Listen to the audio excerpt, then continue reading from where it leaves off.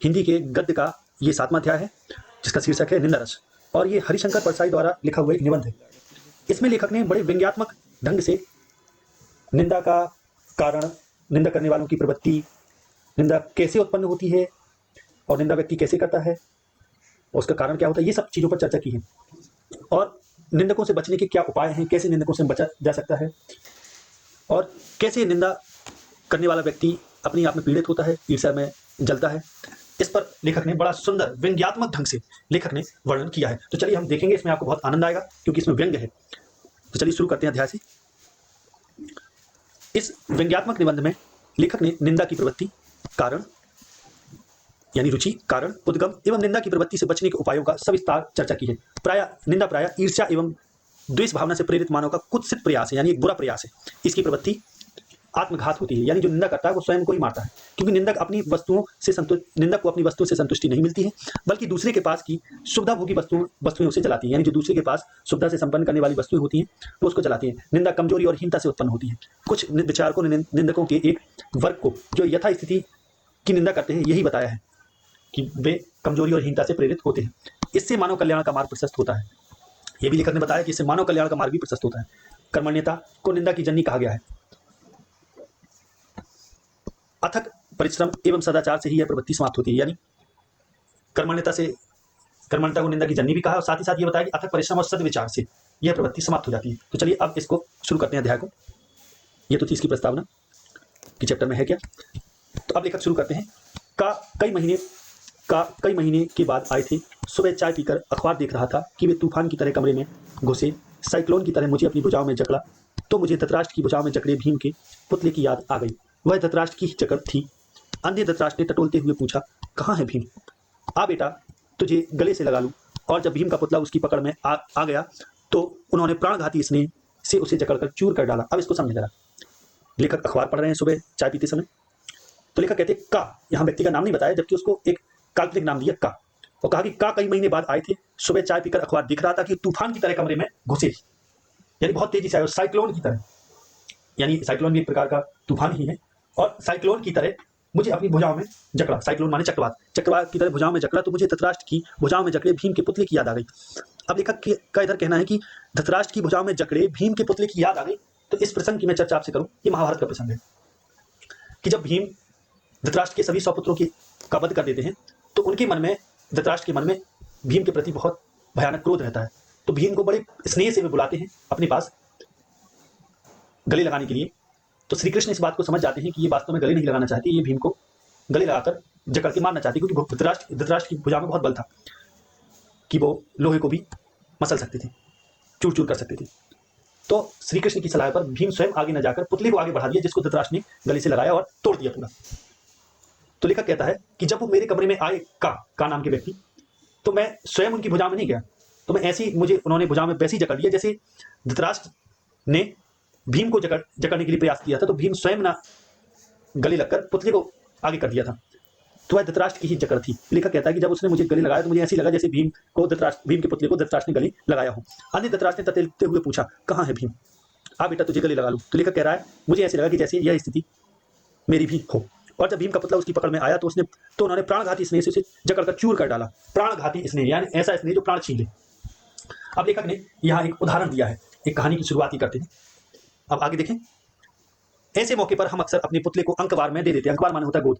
लेखक कहता है कि जब ऐसा कोई व्यक्ति जो दिखावटी आदर दिखाए, दिखावटी प्रेम दिखाए, तो ऐसे व्यक्ति से गले लगते समय भी हमें स्वयं नहीं लगना चाहिए। जैसे भीम ने पुतले को आगे कर दिया था, वैसे ही हम अपना पुतला यानी मन से ना लगें, बस अपने शरीर मात्र को आगे रख दें और पूरे हृदय से गले ना लगें ऐसे व्यक्ति के। का से क्या मैं गले मिला? अब लेखक कहते हैं का से क्या मैं गले मिला? क्या मुझे उसने समीट कर कलेजे से लगा लिया? हरगिज नहीं। लेखक कहता है कि ना तो मैं ही उसको हृदय से उसके गले लगा और ना ही उसने मुझे अपने कलेजे से समेट कर लगाया, यानी उसने ना ही मुझे उसने हृदय से लगाया, यानी उसने दिखावटी प्रेम दिखाया। तो लेखक कहता है ऐसा कुछ भी नहीं हुआ, हरगिज नहीं। मैंने अपना पुतला ही उसे दिया। अब पुतला देने का अर्थ है कि लेखक स्वयं गले नहीं लगे, अपना केवल शरीर आगे बढ़ाया, मन से गले नहीं लगे। पुतला इसलिए उसकी भुजा में सौंप दिया कि मुझे मालूम था कि मैं धृतराष्ट्र से मिल रहा हूं, क्योंकि लेखक कह रहे हैं कि मैं जानता था कि ये व्यक्ति ठीक उसी तरह मुझसे मिलने आया है, मुझे गले लगाने, जैसे भीम से धृतराष्ट्र मिलने। तो इसलिए मैंने स्वयं न गले लग के अपना पुतला ही गले लगा दिया। अपना पुतला लगाने का अर्थ है लेखक मिले तो स्वयं, लेकिन भाव से नहीं मिले, हृदय से नहीं मिले। पिछली रात को एक मित्र ने बताया कि का अपनी ससुराल आया है और गा के साथ बैठकर शाम को 2-3 घंटे तुम्हारी निंदा करता रहा। अब लेखक चर्चा इधर कर रहे हैं आगे कि जो एक का नाम का व्यक्ति उनके घर आया है, ये गा नाम के व्यक्ति, यानी ये भी एक काल्पनिक नाम है, एक दूसरा व्यक्ति जो लेखक का मित्र है, उसके साथ बैठकर 2-3 घंटे पिछली रात निंदा करता रहा था लेखक की। ये बात गा ने पहले ही लेखक को बता चुकी, तो लेखक को ये चीज़ पता थी, इसलिए लेखक स्वयं गले नहीं मिले, यानी स्वयं मिले तो अब स्वयं ना मिलने का अर्थ ये कि भाव से नहीं मिले। इस सूचना के बाद जब आज सवेरे वह गले लगा तो मैंने शरीर से अपने मन को चुपचाप खिसका दिया और निस्नेह यानी बिना प्रेम के, बिना स्नेह के कटीली देह उसकी बाहों में छोड़ दी। यानी ठीक ये उसी तरह बिना प्रेम के गले लगे जिस प्रकार से भीम ने पुतला आगे बढ़ा दिया था। लेखक कहता है भावना के अगर कांटे होते तो उसे मालूम होता कि वह नागफनी को कलेजे से चिपटाए है। अब लेखक का कहने का अर्थ है कि मैंने चूंकि भाव से तो मुझसे मिला नहीं, बिना भाव के मिला, तो अपनी कटीली देह लगाने का अर्थ यह है कि ऐसे भाव से मिला कि इसमें कोई प्रेम नहीं था, कांटे ही थे। तो लेखक कहता है यदि भावना के कांटे होते तो उसको ये पता चल जाता कि ये मुझसे नहीं मिला बल्कि कटीली नागफनी के कांटों को ही अपनी कलेजे से लगाए है। छल का धृतराष्ट्र जब आलिंगन करे तो पुतला ही आगे बढ़ाना चाहिए। अब लेखक के कहने का अर्थ है कि जब भी कोई ऐसा व्यक्ति जो धृतराष्ट्र की तरह छल करने को तैयार हो, आपसे दिखावटी आदर या प्रेम दिखा रहा हो, तो उससे कभी गले ना मिले, इसी तरह अपना पुतला आगे बढ़ा दें, यानी मन को चुपचाप खिसका लें, बिना प्रेम के उससे गले लगे। आगे देखें, पर वह ऐसे दोस्त अभिनय से पूरा है, लेकिन वो अभिनय से पूरा है, यानी वो भी कम ढोंगी नहीं है जो का नाम का व्यक्ति। उसके आंसू भर नहीं आए, बाकी मिलन के हर्षोल्लास के सब चिन्ह प्रकट हो गए। यानी लेखक के कहने का अर्थ यह है कि वो भी पूरा अभिनय का पूरा है, यानी पूरा दिखावटी प्रेम करने वाला है, और उसने इस तरीके का अभिनय किया, इतना ढोंग किया कि लेखक कहता है कि उसके चेहरे से वह ढोंग पूरा प्रकट हुआ कि आंसू भर नहीं आए, बाकी मिलन के जब दो मित्र मिलते हैं तो जो भी चिन्ह होते हैं पूरे हर्षोल्लास के सारे चिन्ह यानी प्रसन्नता के सारे चिन्ह उसमें प्रकट हो गए। वह गहरी आत्मीयता की जकड़, नैनों से छलकता वह असीम स्नेह और वह स्नेह सिक्त वाणी। लेखक कहता है ये सारे लक्षण प्रकट हो गए। एक आत्मीयता, जब कोई बड़े प्रेम से मिलते हैं तो उनमें एक आत्मीयता, एक मिलन का भाव होता है, वो भी प्रकट था उसमें। वो जो जकड़, जब कोई आत्मीयता से मिलते हैं जकड़ में जो मिलन का भाव होता है वो भी प्रकट था। नैनों से छलकता असीम स्नेह, यानी इतना प्रेम जिसकी कोई सीमा, वो भी नैनों से छलक रहा था। और स्नेह सिक्त वाणी, यानी प्रेम में डूबी हुई वाणी भी थी, यानी पूर्ण रूप से सारे लक्षण वो लिए हुए था अपने में। बोला, अब वो का नाम का व्यक्ति लेखक से कहता है, बोला अभी सुबह की गाड़ी से उतरा और एकदम तुमसे मिलने चला आया, जैसे आत्मा का एक खंड दूसरे खंड से मिलने को आतुर रहता है। आते ही झूठ बोला कमबख्त, कल का आया है, यह मुझे मेरा मित्र बता गया था। अब लेखक कहते हैं कि वो जैसे ही गले मिला और फिर बाद में क्या कहता है कि अभी अभी आया हूँ, और जैसे ही आया वैसे तुमसे मिलने आ गया, और ठीक वैसे ही मिलने आया हूँ जैसे एक आत्मा का खंड, यानी एक आत्मा का टुकड़ा दूसरे आत्मा के टुकड़े से मिलने के लिए इतना आतुर रहता है, उतना ही मैं तुमसे मिलने के लिए आतुर था। तो लेखक ने जब इतना सुना तो लेखक मन ही मन बोला, आते ही झूठ बोला कमबख्त। कमबख्त माना होता है दुष्ट। अब आगे देखें, यह मुझे मेरा मित्र कल आया है, यह मुझे मेरा मित्र बता गया था। अब जो गा नाम का व्यक्ति था उसने पहले ही लेखक को बता दिया था कि ये कल आ चुका था और 2-3 घंटे निंदा भी करता रहा शाम को।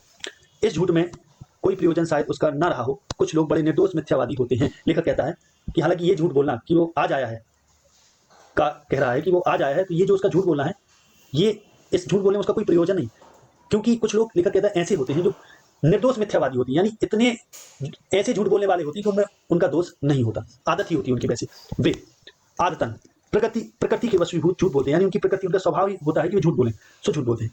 उनके मुख से निष्प्रयास, यानी बिना प्रयास के, निष्प्रयोजन, बिना किसी उद्देश्य के झूठ ही निकलता है। मेरे एक रिश्तेदार ऐसे हैं, वे अगर मुंबई जा रहे हैं और उनसे पूछे तो वे कहेंगे कलकत्ता यानी कोलकाता जा रहा हूँ।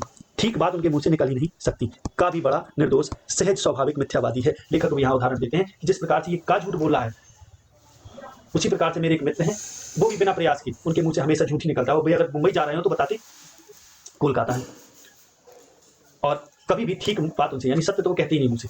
तो लेखक कहता है, लेखक अपने इस का मित्र की तुलना अपने उस रिश्तेदार से ही करते हैं और बताते हैं का भी उसी की तरह बड़ा निर्दोष है और सहज स्वाभाविक मिथ्यावादी, यानी उसका स्वभाव ये मिथ्यावाद करने का, झूठ बोलने का। अब लेखक आगे कहते हैं, वह बैठा, कब आए, कैसे हो वगैरह की बात उसने गा की निंदा आरंभ कर दी। मनुष्य के लिए जो भी कर्म जघन्य है वे सब गा पर आरोपित करके उसने ऐसे गाढ़े काले तारकोल से उसकी तस्वीर खींची कि मैं सोचकर कांप उठा कि ऐसी ही काली तस्वीर मेरी गा के सामने इसने कल खींची होगी। अब लेखक कहता है कि जैसे ही वो बैठा और उसने पूछा कब आए कैसे हो, यानी लेखक ने उससे पूछा कब आए कैसे हो वगैरह, जब ये औपचारिकताएं पूरी हो गई तो लेखक कहता है उसने मेरे सामने गा की इतनी निंदा आरंभ कर दी।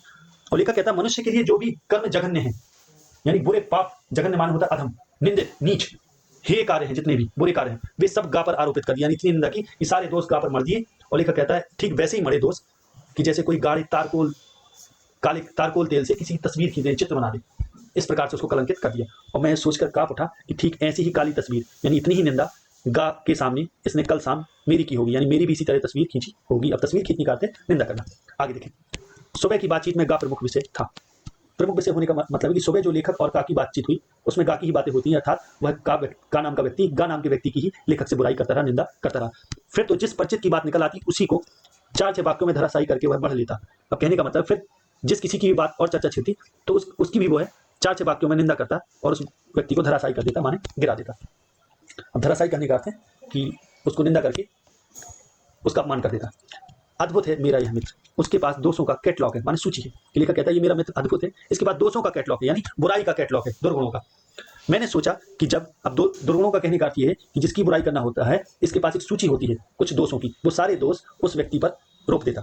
मैंने सोचा कि जब वह हर परिचित की निंदा कर रहा है तो क्यों ना मैं लगे हाथ विरोधियों की गत उसके हाथों करा लूं। मैं अपने विरोधियों का नाम लेता गया, वह उन्हें निंदा की तलवार से काटता चला। अब लेखक कहता है कि जब मुझे ये लगा, मैंने सोचा कि ये हर व्यक्ति की निंदा कर ही रहा है, तो मैंने भी अपने कुछ विरोधियों के नाम लिए और मैंने सोचा कि क्यों ना उन विरोधियों की निंदा भी इसी के हाथों करा लूं। अब गत कराने का अर्थ है निंदा कराना, यहाँ गत कराने का अर्थ है पराजित कर देना, बुरी हालत करा देना।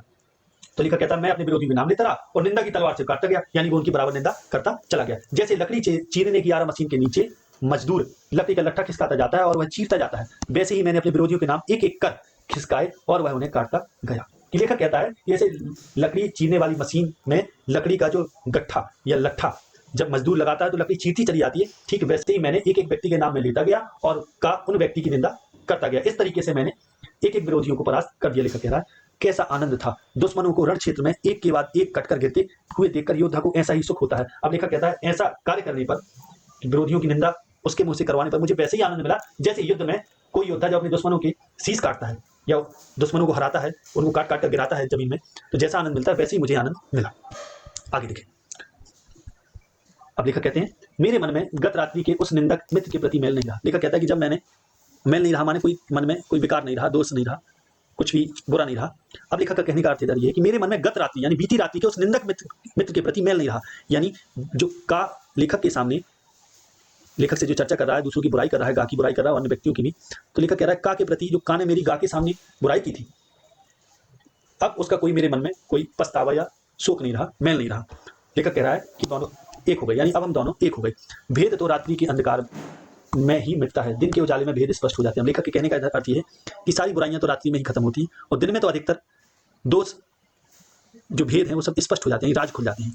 निंदा का ऐसा ही भेदनाशक अंधेरा होता है। लेखक कहता है जो निंदा का जो अंधेरा है वो ऐसे ही भेदनाशक होता है, यानी निंदा जब हम करते हैं दूसरों की या दूसरे से कराते हैं या आपस में किसी के साथ बैठकर किसी की निंदा करते हैं, तो जो निंदा करते हैं आपस में उनके सारे भेद मिट जाते हैं, यानी सारी बुराइयां खत्म हो जाती। तो लेखक कह रहा है ठीक वैसे ही हम दोनों के बीच का भेद भी मिट गया, का और लेखक के बीच का भेद। 3-4 घंटे बाद जब वह विदा हुआ तो हम लोगों के मन में बड़ी शांति और तुष्टि यानी संतुष्टि थी। यानी लेखक कह रहा है कि जब 3-4 घंटे तमाम तरह की निंदाओं के बाद जब वो चला गया तो हमारे मन में बहुत शांति और तुष्टि का अनुभव हुआ। निंदा की ऐसी ही महिमा है। लेखक कह रहा है कि जब निंदा रूपी रस में जो डूब जाता है, रस माने आनंद, तो उसमें बड़ा मजा आता है। तो लेखक कहता है निंदा की ऐसी महिमा की सारी भेद मिट जाती।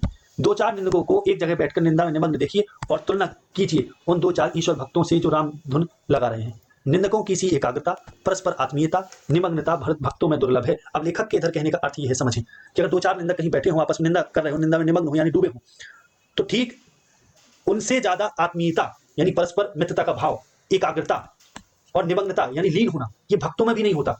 यानी भक्त भी इतने एकाग्र, इतने आत्मीय, इतने निमग्न नहीं रहते, वे भक्त जो रामधुन में मस्त हो, ईश्वर के भजन में मस्त हो, जितनी एकाग्रता, आत्मीयता और निमग्नता निंदकों में होती उतनी भक्तों में नहीं होती। इसलिए संतों ने निंदकों को आंगन कुटी छवाए पास रखने की सलाह दी है। इसलिए संतों ने कहा है कि निंदकों को अपने पास रखना चाहिए, क्योंकि निंदक लोग हमारे आंगन और कुटी को छवाते हैं, अर्थात छाया देते हैं कि निंदकों से सुरक्षा बनी रहती है और इससे हमारी बुराइयां हमें पता चलती हैं और हम उनको दूर करके आगे बढ़ सकते हैं। इसलिए संतों ने कहा है निंदक नीरे राखिए आंगन कुटी छवाए। कुछ मिशनरी निंदक मैंने देखे हैं। मिशनरी निंदक कहने का अर्थ है वे निंदक जिनका ठेका ही होता है, काम ही होता है निंदा करना। उनका किसी से बैर नहीं, द्वेष नहीं, माने बुराई नहीं, वे किसी का बुरा नहीं सोचते, पर 24 घंटे वे निंदा कर्म में बहुत पवित्र भाव से लगे रहते। ना तो वे किसी से बैर दुश्मनी रखते हैं और ना ही द्वेष, उनके प्रति जलन का भाव रखते हैं। लेकिन फिर भी जो मिशनरी निंदक होते हैं वे किसी का बुरा तो नहीं सोचते, लेकिन 24 घंटे निंदा कर्म में बड़े पवित्र भाव से लगे रहते हैं। यानी 24 घंटे निंदा को वे अपना कर्म समझकर और बड़े पवित्र भाव से निंदा का कार्य करते हैं। तो लेखक ऐसे लोगों को मिशनरी निंदक कह रहा है। उनकी नितांत निर्लिप्तता निष्पक्षता इसी से मालूम होती है कि वे प्रसंग आने पर अपने बाप की पगड़ी भी उसी आनंद से उछालते हैं जिस आनंद से अन्य लोग दुश्मन की निंदा इनके लिए टॉनिक होती है। अब लेखक के कहने का अर्थ है कि जिनका काम ही होता है, जो मिशनरी निंदक है, वे बड़े नितांत यानी बिल्कुल निर्लिप्त होते हैं, किसी में मोह नहीं रखते और बड़े निष्पक्ष होते हैं, क्योंकि जब उनको मौका लगता है या कोई ऐसी बात उठती है, प्रसंग उठता है, तो अपने बाप की ही पगड़ी यानी इज्जत उछालने में भी संकोच नहीं करते, उसमें भी आनंद लेते हैं। और ठीक वैसे ही आनंद लेते हैं जितना आनंद वो दूसरों की इज्जत उछालने में या निंदा करने में, दुश्मनों की निंदा करने में आनंद लेते हैं, क्योंकि निंदा उनके लिए जो एक टॉनिक है। टॉनिक कहने का अर्थ है एक ऐसा पेय है जो ऊर्जा दी, तो ऊर्जा का काम, एक टॉनिक का काम उनके लिए निंदा करती है, क्योंकि उनका काम ही है निंदा, और निंदा में ही वे आनंद लेते हैं और निंदा करने में ही डूबे रहते हैं। ट्रेड यूनियन के इस जमाने में निंदकों के संघ बन गए हैं। लेखक कह रहे हैं ट्रेड यूनियन कि आज का जो जमाना है वो ट्रेड यूनियन यानी व्यावसायिक संगठनों का, के इस जमाने में निंदकों के भी संघ हैं यानी संगठन है, निंदक भी ग्रुप में चलते हैं। संघ के सदस्य जहां तहां से खबरें लाते हैं और अपने संघ के प्रधान को सौंपते हैं। लेखक कहता है कि जिस प्रकार से ट्रेड यूनियन है उसी प्रकार से निंदकों के भी संघ हैं, और जो उनके सदस्य हैं वे तो इधर उधर से खबरें लाते हैं और जो उनका मुखिया होता है, प्रधान होता है, उसको सौंप देते हैं। लेखक कहता है यह हुआ कच्चा माल, यानी जो खबरें हैं वे कच्चा माल है। अब उन खबरों को निंदा के रूप में परिवर्तित करके वे बांटेंगे। तो लेखक कहता है आगे, अब प्रधान उसका पक्का माल बनाएगा, यानी क्या किस रूप में निंदा करनी है वो पक्का माल बनाने का अर्थ है। जो खबरें लाएंगी उनके आधार पर व्यक्ति की कैसे निंदा की जाए उसकी रूपरेखा तैयार की जाएगी, और सब सदस्यों को बहुजन हिताय यानी बहुत सारे लोगों के हित में मुक्त बांटने के लिए दे देगा। यानी जो प्रधान होता है फिर उस कच्चे माल को पक्का माल बनाकर सबको बांट देता है कि अब जाओ और निंदा करो। यह फुर्सत का काम है, इसलिए जिनके पास कुछ और करने को नहीं होता वे इसे बड़ी खूबी से करते हैं। लेखक कहने का अर्थ यह है कि जो फुर्सत वाले लोग हैं वही निंदा के कार्य को बड़े अच्छे से करते हैं, बड़ी खूबी से करते हैं, बड़ी विशेषता से। एक दिन हमसे एक ऐसे संघ के अध्यक्ष ने कहा, यार आजकल लोग तुम्हारे बारे में बहुत बुरा बुरा कहते हैं। हमने कहा, आपके बारे में मुझसे कोई भी बुरा नहीं कहता। लोग जानते हैं कि आपके कानों के घूरे में इस तरह कचरा मरी में डाला जा सकता है। अब लेखक से एक दिन हमसे एक ऐसे संघ के अध्यक्ष ने कहा। अब संघ के अध्यक्ष कहने का अर्थ है कि निंदकों के समूह के मुखिया ने लेखक से कहा कि यार तुम्हारे बारे में लोग बहुत बुरा बुरा कहते हैं। तो लेखक कहता है, हमने कहा आपके बारे में मुझसे कोई भी बुरा नहीं कहता, लेकिन मुझसे तो कोई बुराई नहीं करता आपकी। लेखक कहते हैं, और लोग जानते हैं कि आपके कानों के घूरे में इस तरह कचरा मरी में डाला जा सकता है। और लेखक कहने का अर्थ है कि जो निंदा रूपी जो कचरा है वो ऐसे लोगों के कानों में आराम से डाला जा सकता है, क्योंकि वे इसको पसंद भी करते हैं और अन्य लोगों को निंदा करने में भी उस कचरे को फिर अन्य लोगों के ऊपर भी डालते हैं। लेखक आगे कहते हैं, ईर्ष्या द्वेष से प्रेरित निंदा भी होती है, इसलिए लेकिन इसमें वह मजा नहीं जो मिशनरी भाव से निंदा करने में आता है। लेखक कहता है ईर्ष्या द्वेष यानी अगर हम किसी से जलते हैं, द्वेष भाव रखते हैं, तो ही हमारे अंदर निंदा का भाव प्रेरित होता है। लेकिन लेखक कहता है कि इस प्रकार से ईर्ष्या के भाव से उत्पन्न जो निंदा है, अगर इस प्रकार की निंदा की जाए तो उसमें उतना मजा नहीं आता जितना मिशनरी भाव से यानी ठेका ही लेकर उनको निंदा करने में आता है। इस प्रकार का निंदक बड़ा दुखी होता है, यानी जो ईर्ष्या द्वेष से प्रेरित निंदक होता है बहुत दुखी होता है। ईर्ष्या द्वेष से 24 घंटे जलता है और निंदा का जल छिड़क कर कुछ शांति अनुभव करता है। लेखक कहता है लेकिन जो ईर्ष्या द्वेष से प्रेरित व्यक्ति जब निंदा करता है तो पूरा दिन वो जलता रहता है उस भाव से, लेकिन जब कुछ किसी से निंदा कर लेता है किसी की, तो फिर कुछ शांति का अनुभव करता है, निंदा रूपी जल छिड़क कर अपने ऊपर, अर्थात निंदा करके जिस व्यक्ति से जलता है उसकी निंदा करके किसी अन्य व्यक्ति से बड़ी शांति का अनुभव करता है।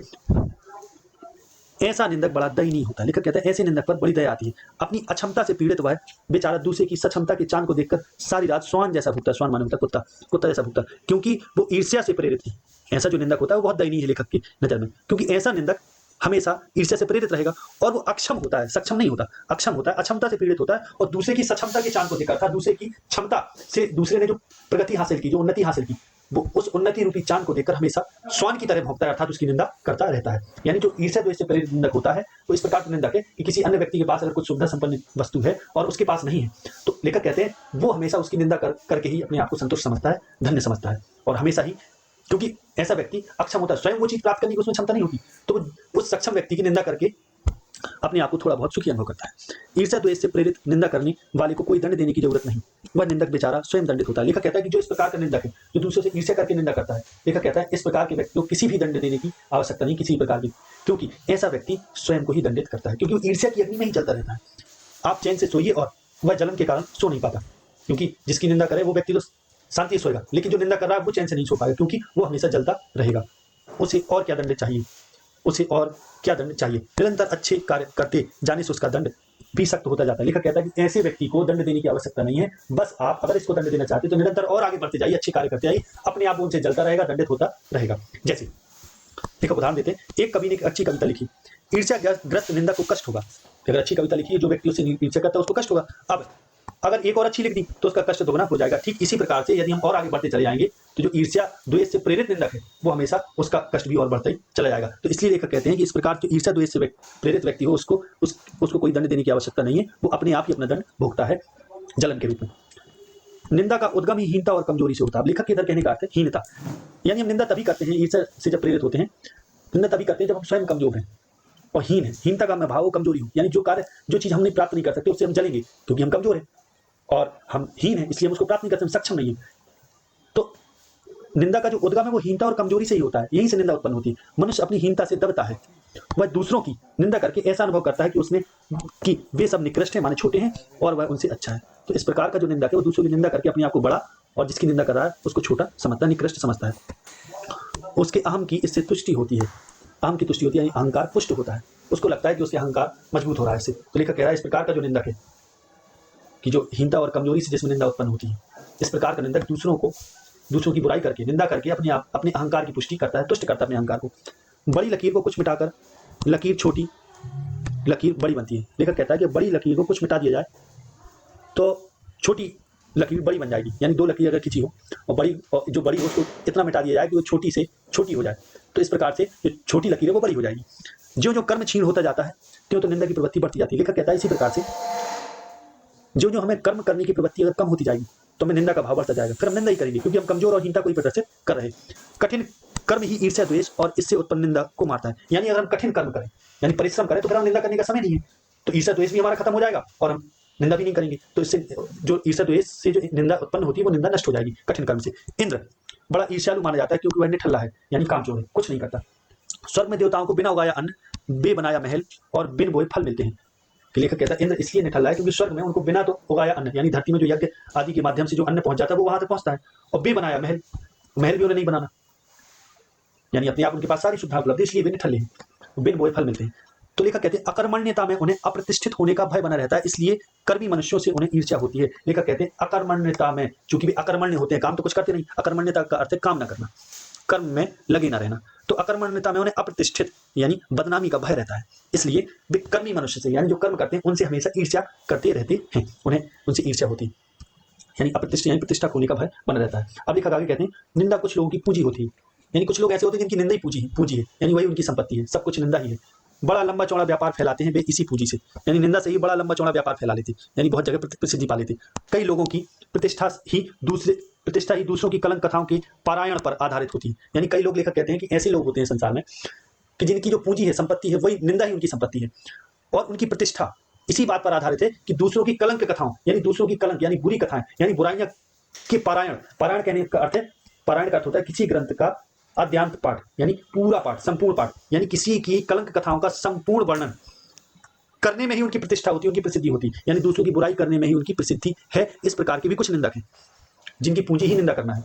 बड़े रस विभोर होकर वे जिस तिस का मतलब जिस व्यक्ति की सत्य कल्पित कलंक कथा सुनाते, सत्य कल्पित यानी है तो सत्य लेकिन कुछ अपने आप से भी गढ़ ली, कल्पना भी कर ली, तो जब कलंक कथा सुनाते हैं अर्थात दूसरों की जब बुराई करते हैं, बड़े रस विभोर होकर यानी आनंद में विभोर माने डूबना, डूब कर जब कलंक कथा सुनाते हैं किसी दूसरे व्यक्ति की यानी बुराई करते हैं और स्वयं को पूर्ण संत समझने की तुष्टि का अनुभव करते हैं और स्वयं को ऐसे समझते हैं जैसे कि पूर्ण संत हो। अब लेखक आगे कहते हैं आप इनके पास बैठिए और सुन लीजिए, बड़ा खराब जमाना आया है, तुमने सुना। कि अगर इस प्रकार के लोगों के पास लेखक कहता है हम बैठ भी जाएं तो अक्सर उनसे ये सुनने को मिलेगा कि बड़ा खराब जमाना आ गया है, तुमने सुना। फला और अमुक अपने चरित्र पर आंख डालकर देखने की उन्हें फुर्सत नहीं होती। लेखक कहता है कि इस प्रकार के जो व्यक्ति हैं वे अक्सर ये बातें निंदा की बातें करते रहते हैं और उन्हें अपने चरित्र पर आंख डालने की फुर्सत नहीं होती कि वे स्वयं कैसे हैं, और फलाने यानी किसी अन्य व्यक्ति, अमुक माने भी अन्य होता है, अन्य व्यक्ति के बारे में कुछ ना कुछ कहते रहते हैं। तो लेखक कहता है एक कहानी याद आ रही है। अब लेखक कोई कहानी बताना चाह रहे हैं, समझे। एक स्त्री किसी सहेली के पति की निंदा अपने पति से कर रही है, वह बड़ा उचक्का दगाबाज आदमी है, यानी एक स्त्री अपने पति से दूसरे व्यक्ति की निंदा कर रही है, किसी सहेली के पति की, वो कह रही है कि वह बड़ा उचक्का है और दगाबाज है। उचक्का कहने का अर्थ है उठाई गिर है, बेकार का व्यक्ति है और बेईमानी से पैसा कमाता है। ये एक स्त्री अपने पति से कह रही, दूसरे अपनी सहेली के पति की निंदा करती हुई, और कहती है कि मैं उस सहेली की जगह होती तो ऐसे पति को त्याग देती। तो लेखक कहता है कि वो आगे ये भी कहती है कि अगर मैं अपनी सहेली की जगह होती तो मैं ऐसे पति को त्याग देती। तब उसका पति उसके सामने यह रहस्य खोलता है कि वह स्वयं बेईमानी से इतना पैसा कमाता है। यह सुनकर स्त्री स्तब्ध रह जाती है, स्तब्ध रह जाती माने ठिठक जाती है, स्थिर हो जाती है।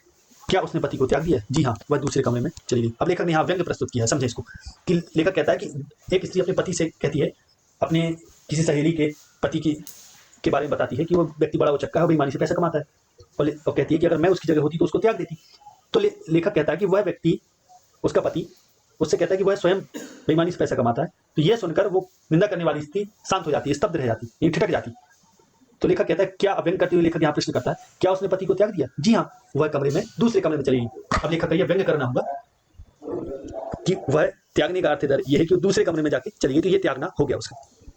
आगे देखें, कभी कभी ऐसा भी होता है कि हमें जो करने की क्षमता नहीं है वह यदि कोई करता है तो हमारी पिलपिले अहंग को धक्का लगता है। अब कई बार ऐसा भी समाज में देखा जाता है कि कोई व्यक्ति अगर कोई बहुत बड़ा कार्य कर ले, अगर वो कार्य हमें करने की क्षमता ना हो तो हमारी जो पिलपिला यानी जो कोमल जो अहंकार है उसको धक्का लगता है और हमें हीनता और गिलानी आ जाती है, एक घृणा का भाव आ जाता है, हीनता की हम कुछ नहीं कर सकते। तब हम उसकी निंदा करके उसे अपने को अच्छा समझकर तुष्ट होते हैं, उससे अपने को अच्छा समझकर तुष्ट होते हैं। तब फिर हम क्या करते हैं ऐसी स्थिति में? हम उस व्यक्ति की बुराई करते हैं और अपने आप को अच्छा समझते हैं और संतुष्ट हो जाते हैं। तुष्ट हो जाना माने संतुष्ट हो जाना, अपने अहंकार की इस तरीके से हम पूर्ति कर लेते हैं। तो लेखक आगे कहते हैं, उस मित्र की मुलाकात के करीब 10-12 घंटे बाद यह सब मन में आ रहा है। कि लेखक कहता है, अब ये घटना हो चुकी, अब लेखक आराम से बैठे हैं अपने घर में और सोच रहे कि वो व्यक्ति से, जो मित्र का नाम का व्यक्ति आया था, उससे मुलाकात होने के बाद, मुलाकात के करीब 10-12 घंटे के बाद यह सब मन में सोच रहा है लेखक अपनी। अब कुछ तटस्थ हो गया हूँ, यानी कुछ किनारे आ गया हूँ, यानी मन में एकांत में बैठ के सोच रहा हूँ। लेखक कहने का अर्थ है, अब मुझे उन घटनाओं से या उन निंदाओं से कोई लेना देना नहीं है, मैं तटस्थ हूँ, बिल्कुल अलग हूँ। सुबह जब उसके साथ बैठा था तब मैं स्वयं निंदा के काला सागर में डूबता उतराता था, कल्लोल कर रहा था। लेखक कहने का अर्थ है, अब तटस्थ होने का इधर ये मतलब है कि लेखक कह रहा है कि अब मेरा कोई ना ही उस निंदक से कोई मतलब है, ना ही इन सब बातों से। अब तो मैं जो उन चीज़ों से, उस निंदा रूपी रस से दूर हूँ, जिस रस में मैं सुबह उस निंदा रूपी काले सागर में, यानी बुराई के सागर में डूब रहा था, उतरा रहा था और कल्लोल कर रहा था, माने किलकारी मार रहा था या ये कहीं मजा ले रहा था। अब मैं उसमें नहीं डूबा हूँ, मैं उससे मुक्त हूँ। बड़ा रस है ना निंदा में, लेखक कह रहा है, लेकिन निंदा में बड़ा रस है, बड़ा आनंद है। सूरदास ने इसलिए निंदा शब्द रसाल कहा है कि जो निंदा है वो शब्द रूपी रसाल है, यानी मीठा रस है। रसाल माने मीठा या रसीला है, यानी निंदा जो है वो अपने आप में एक आनंद है। तो यह जो व्यंग्यात्मक निबंध है वो यहीं समाप्त होता है। आशा है इस पाठ को आपने बहुत ही एंजॉय किया होगा।